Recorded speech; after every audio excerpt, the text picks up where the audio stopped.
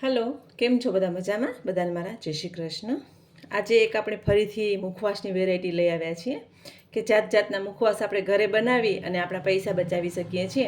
હવે દિવાળીના તમે બજારમાંથી મુખવાસ લઈ આવો છો એ કેટલા ટાઈમ પહેલાં બનેલું હોય છે તમને ખ્યાલ નથી હોતું. અને મુખવાસ એવું છે કે દિવાળીના જ આપણે ઉપયોગ કરીએ એવું જરૂર નથી કે દિવાળીના જ લઈએ અને દિવાળીના જ આપણે સર્વ કરીએ કે ખાઈએ ઘરમાં.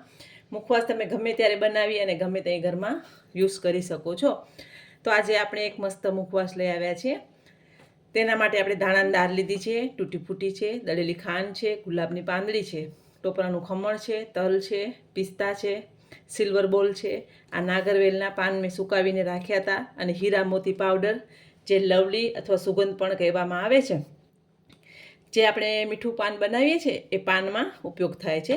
અને આગળ મેં પાનની પણ રેસીપી અપલોડ કરેલું છે વિડીયો, અને આગળ બીજા મુખવાસ પણ મેં અપલોડ કરેલા છે, તમે એ પણ જોઈ શકો છો. તો ચાલો શરૂઆત કરશું. તો પહેલાં આપણે એક પેનમાં સરસ ધાણાની દાળ શેકી લેવાની છે. ધાણાની દાળ શેકવાથી એનો ટેસ્ટ બહુ સરસ આવે છે, એટલે જે એના ભેજ હોય કે જે સોફ્ટનેસ હોય ને એ કાઢવા માટે આપણે થોડી ધાણાની દાળને પહેલાં શેકી લેવાની છે.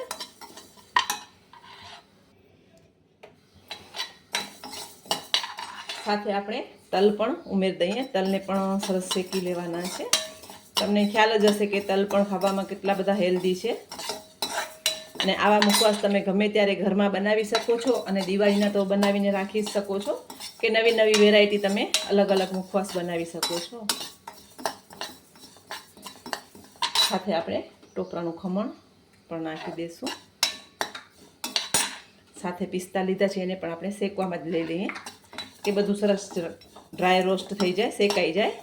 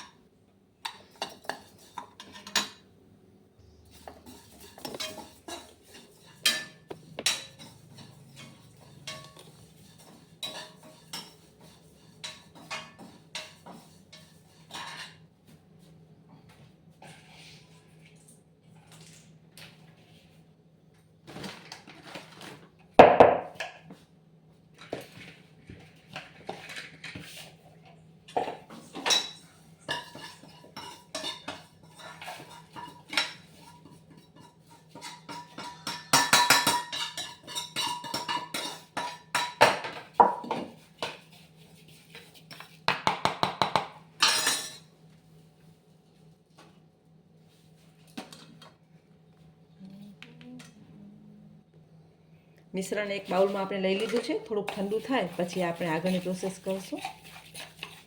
હવે એમાં આપણે નાગરવેલના જે પાન આપણે સુકાવીને દીધા હતા એ લઈ લઈએ છીએ. તમને કાંઈ પણ સ્કીપ કરવું હોય તો તમે સ્કીપ કરી શકો છો.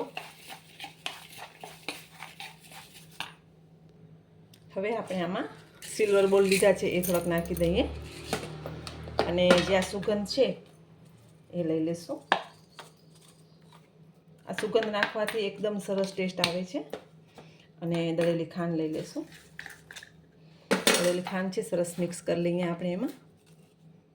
તો તૈયાર છે એકદમ સરસ મુખવાસ. આ મુખવાસ તમે દિવાળીના તો બનાવી જ શકો છો, પણ ઘરમાં તમને જ્યારે ઈચ્છા થાય ત્યારે તમે બનાવી શકો છો. અને ઘરની સામગ્રીમાંથી જ બનાવ્યું છે, કાંઈ બજારમાંથી બહુ જાજુ લેવાની જરૂર નથી. તો આપણે સર્વ કરી દઈશું. તો તૈયાર છે એકદમ સરસ એવું મુખવાસ કે તમે ગમે ત્યારે બનાવીને એન્જોય કરી શકો છો. એકવાર ચોક્કસ તમારા ઘરે આ રેસીપી બનાવજો. બધાને મારા જય માતાજી.